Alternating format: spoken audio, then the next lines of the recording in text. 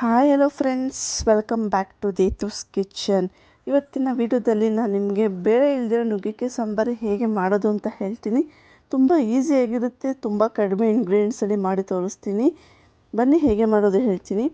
ಮೊದಲಿಗೆ ಪ್ಯಾನಿಗೆ ಒಂದು 2-3 ಟೇಬಲ್ ಸ್ಪೂನಷ್ಟು ಎಣ್ಣೆ ಹಾಕ್ಕೊಳ್ತಾ ಇದ್ದೀನಿ.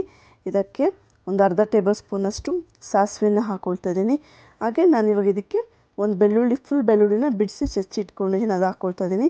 ಹಾಗೆ 2 ಬ್ಯಾಡಿಗೆ ಮೆಣಸಿನ್ಕಾಯಿನ ಹಾಕ್ಕೊಳ್ತಾ ಇದ್ದೀನಿ.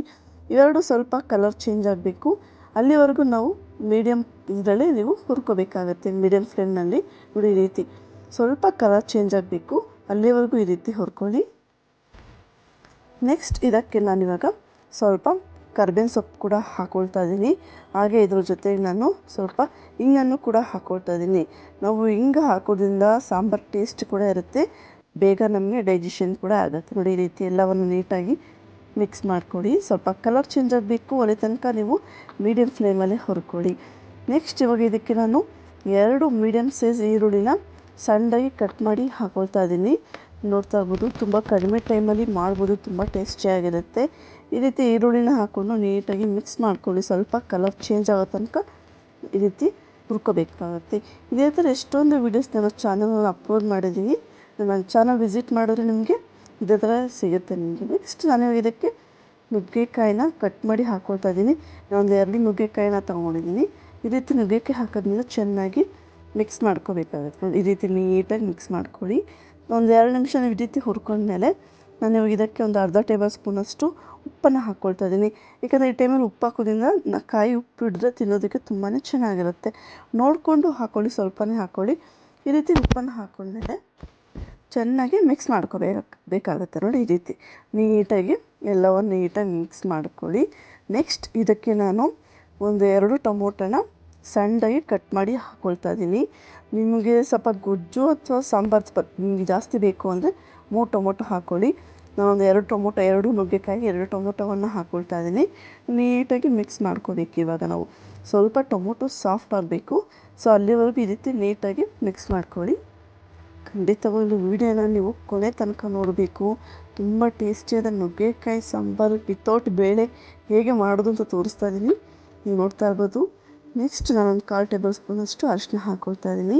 ಒಂದು ಅರ್ಧ ಟೇಬಲ್ ಸ್ಪೂನಷ್ಟು ಧನಿಯಾ ಪುಡಿ, ಅರ್ಧ ಟೇಬಲ್ ಸ್ಪೂನಷ್ಟು ಮೆಣಸಿನ ಪುಡಿ, ಹಾಗೆ 1 ಟೇಬಲ್ ಸ್ಪೂನಷ್ಟು ನಾನು ಸಾಂಬಾರು ಪುಡಿನ ಹಾಕ್ಕೊಳ್ತಾ ಇದ್ದೀನಿ. ಎಲ್ಲವನ್ನು ನೀಟಾಗಿ ನಾವು ಮಿಕ್ಸ್ ಮಾಡ್ಕೋಬೇಕಾಗುತ್ತೆ. ಇದನ್ನು ನೀವು ಮಿಕ್ಸ್ ಮಾಡ್ಕೋಬೇಕಾದ್ರೆ ದಯವಿಟ್ಟು ಲೋ ಫ್ಲೇಮಲ್ಲೇ ಮಾಡಿಕೊಡಿ, ಯಾಕಂದರೆ ಮಸಾಲೆ ಸೀದೋದ್ರೆ ನಿಮಗೆ ಸಾಂಬಾರು ಟೇಸ್ಟ್ ಹೊರಟೋಗುತ್ತೆ. ಈ ರೀತಿ ಎಲ್ಲವನ್ನು ನೀಟಾಗಿ ಮಿಕ್ಸ್ ಮಾಡ್ಕೊಳ್ಳಿ. ನೋಡಿ, ನೀಟಾಗಿ ಇವಾಗ ನೀವು ಬೇಕಾದರೆ ಸ್ವಲ್ಪ ನೀರು ಹಾಕ್ಕೊಂಡು, ಯಾಕಂದರೆ ನುಗ್ಗೆಕಾಯಿ ಬೇಯೋದಕ್ಕೆ ಸ್ವಲ್ಪ ನೀರು ಪ್ರಮಾಣ ನೋಡಿಕೊಂಡು ಹಾಕ್ಕೋಬೇಕು. ಅನ್ನಕ್ಕೆ ಚಪಾತಿಗೆಲ್ಲ ತುಂಬಾ ಚೆನ್ನಾಗಿರುತ್ತೆ. ಯಾವಾಗಲೂ ಬೇಳೆ ಹಾಕಿ ಮಾಡ್ತಾ ಇರ್ತೀರಲ್ಲ, ಬೇಳೆ ಸಾಂಬಾರು ಥರ, ಇವತ್ತು ಈ ರೀತಿ ಒಂದ್ಸಲ ಟ್ರೈ ಮಾಡಿ ನೋಡಿ, ಖಂಡಿತವಾಗ್ಲೂ ನಿಮಗೆ ಇಷ್ಟ ಆಗುತ್ತೆ. ನೋಡಿ, ನೀರು ಅದು ಬೇಯೋಷ್ಟು ನಮಗೆ ನೀರು ಹಾಕೋಬೇಕಾಗತ್ತೆ. ನೋಡಿ, ಈ ರೀತಿ ನೀಟಾಗಿ ಈ ಟೈಮಲ್ಲಿ ಚೆನ್ನಾಗಿ ಮಿಕ್ಸ್ ಮಾಡಿಕೊಂಡು ಉಪ್ಪು ಟೇಸ್ಟ್ ನೋಡ್ಕೊಳ್ಳಿ. ಇವಾಗ ಇದನ್ನು ಚೆನ್ನಾಗಿ ಮಿಕ್ಸ್ ಮಾಡ್ಕೊಳ್ಳಿ.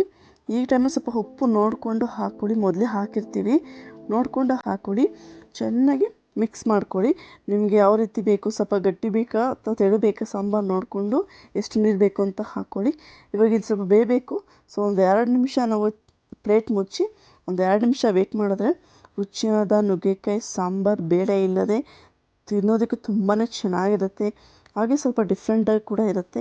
ನಿಮ್ಗೆ ಇನ್ನೂ ಸ್ವಲ್ಪ ಚಾಪ್ಸ್ ಜೊತೆ ಬೇಕು ಅಂದರೆ ನೀವು ಇನ್ನೂ ಇದನ್ನು ಡ್ರೈ ರೋಸ್ಟ್ ಮಾಡ್ಕೊಳ್ಳಿ. ಈ ರೀತಿ ನೀಟಾಗಿ ಮಿಕ್ಸ್ ಮಾಡ್ಕೊಳ್ಳಿ. ರೆಡಿ ಇದೆ ನೋಡಿ, ನುಗ್ಗೆಕಾಯಿ ಗೊಜ್ಜು. ಇದನ್ನು ಚಪಾತಿ ಅನ್ನಕ್ಕೆಲ್ಲ ತುಂಬಾ ಚೆನ್ನಾಗಿರುತ್ತೆ. ಅಷ್ಟೇ ಅಲ್ಲ, ನೀವು ಇದನ್ನು ಹಾಗೆ ತಿನ್ಬೋದು. ನೋಡಿ, ಒಂದು 80% ನುಗ್ಗೆಕಾಯಿ ಬೆಂದಿದೆ. ನಾನು ಇವಾಗ ಈ ಟೈಮಲ್ಲಿ ನಾನು ಇದಕ್ಕೆ ಸ್ವಲ್ಪ ನೀರನ್ನು ಹಾಕ್ಕೊಳ್ತಾ ಇದ್ದೀನಿ. ಸ್ವಲ್ಪ ಲೈಟಾಗಿ, ತುಂಬ ಜಾಸ್ತಿ ಏನು ಹಾಕಕ್ಕೆ ಹೋಗ್ಬೇಡಿ. ನೆಕ್ಸ್ಟ್ ಸ್ವಲ್ಪ ಚೆನ್ನಾಗಿ ಕುದ್ಮೇಲೆ ನಾನು ಇವಾಗ ಇದಕ್ಕೆ ಸ್ವಲ್ಪ ಹುಣಸೆಹಣ್ಣು ರಸ ಕೂಡ ನಾನು ಆ್ಯಡ್ ಮಾಡ್ತೀನಿ. ತುಂಬಾ ಟೇಸ್ಟಿಯಾಗಿರುತ್ತೆ ಈ ರೀತಿ ಹುಣಸೆಹಣ್ಣು ರಸ ಹಾಕೋದ್ರಿಂದ. ಚೆನ್ನಾಗಿ ಕುದಿ ಬಂದಮೇಲೆ ಇವಾಗ ನಾನು ಸ್ವಲ್ಪ ಹುಣಸೆಹಣ್ಣು ರಸವನ್ನು ಹಾಕ್ಕೊಳ್ತಾ ಇದ್ದೀನಿ. ತುಂಬ ರುಚಿಯಾಗಿರುತ್ತೆ ಹುಣಸೆಹಣ್ಣು ರಸ. ನಿಮಗೆ ಹುಳಿ ಬೇಡ ಅಂತ ಅನ್ಸೋದು ನೀವು ಸ್ಕಿಪ್ ಮಾಡ್ಬೋದು. ಅಷ್ಟೇ ಅಲ್ಲ, ಇದಕ್ಕೆ ಮಾವಿನಕಾಯಿ ಕೂಡ ಹಾಕ್ಬೋದು, ತುಂಬಾ ಚೆನ್ನಾಗಿರುತ್ತೆ. ಈ ರೀತಿ ಲಾಸ್ಟಲ್ಲಿ ಹುಣಸೆಹಣ್ಣು ರಸ ಹಾಕಿ ಸ್ವಲ್ಪ ಕೊತ್ತಂಬರಿ ಸೊಪ್ಪು ಹಾಕಿದರೆ ರುಚಿಯಾದ ನುಗ್ಗೆಕಾಯಿ ಸಾಂಬಾರು ರೆಡಿಯಾಗಿದೆ. ಒಳ್ಳೆ ಫ್ಲೇವರ್ ಬರ್ತಿದೆ. ಖಂಡಿತವಾಗ್ಲೂ ಈ ರೆಸಿಪಿ ತುಂಬ ಟೇಸ್ಟಿಯಾಗಿತ್ತು ನಾನು ಮಾಡಿದಂತೆ. ನೀವು ಮನೇಲಿ ಒಂದ್ಸಲ ಮಾಡಿ ನೀವೇ ಬಂದು ನನಗೆ ಕಮೆಂಟ್ ಮಾಡ್ತೀರೋ ಅಷ್ಟು ಚೆನ್ನಾಗಿರುತ್ತೆ. ಖಂಡಿತ ಈ ವಿಡಿಯೋ ಇಷ್ಟ ಆಗಿದೆ ಅಂತ ಅಂದ್ಕೊಂಡಿದ್ದೀನಿ. ಇಷ್ಟ ಆಗಿದ್ದರೆ ಲೈಕ್ ಮಾಡಿ, ಶೇರ್ ಮಾಡಿ, ಕಮೆಂಟ್ ಮಾಡಿ. ಅದಕ್ಕೂ ಮುಂಚೆ ನೀವು ನನ್ನ ಚಾನಲ್ ಇನ್ನೂ ಸಬ್ಸ್ಕ್ರೈಬ್ ಮಾಡ್ಕೊಂಡಿಲ್ಲ ಅಂದರೆ ಈಗಲೇ ಸಬ್ಸ್ಕ್ರೈಬ್ ಮಾಡ್ಕೊಳ್ಳಿ. ಯಾಕಂದರೆ ಈ ಥರ ರೆಸಿಪೀಸ್ ನೀವು ಒಂದು ಸಲ ಮಿಸ್ ಮಾಡಿಕೊಂಡ್ರೆ ಮತ್ತೆ ಸಿಗೋದಿಲ್ಲ. ಸೊ ಮಿಸ್ ಆಗಬಾರ್ದು ಅಂದರೆ ಈಗಲೇ ನನ್ನ ಚಾನಲ್ನ ಸಬ್ಸ್ಕ್ರೈಬ್ ಮಾಡ್ಕೊಳ್ಳಿ. ನೋಟಿಫಿಕೇಷನ್ ಆಲ್ ಕೊಟ್ಟರೆ ನಾನು ಹಾಕೋ ಯಾವುದೇ ವಿಡಿಯೋಸ್ ಕೂಡ ಫಸ್ಟ್ ನಿಮಗೆ ಬರುತ್ತೆ. ನೀವು ಮನೇಲಿ ಟ್ರೈ ಮಾಡ್ಬೋದು. ಒಂದೇ ಥರ ಮಾಡಿ ತಿಂದು ಬೇಜಾರಾಗಿದ್ದರೆ ಈ ಥರ ಡಿಫ್ರೆಂಟಾಗಿ ಒಂದು ಸಲ ಮಾಡಿ ಎಲ್ಲರೂ ಇಷ್ಟಪಟ್ಟು ತಿಂತಾರೆ. ತುಂಬಾ ಚೆನ್ನಾಗಿರುತ್ತೆ.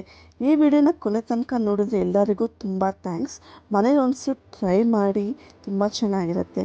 Thanks for watching. Please support Dethu's Kitchen. Thank you.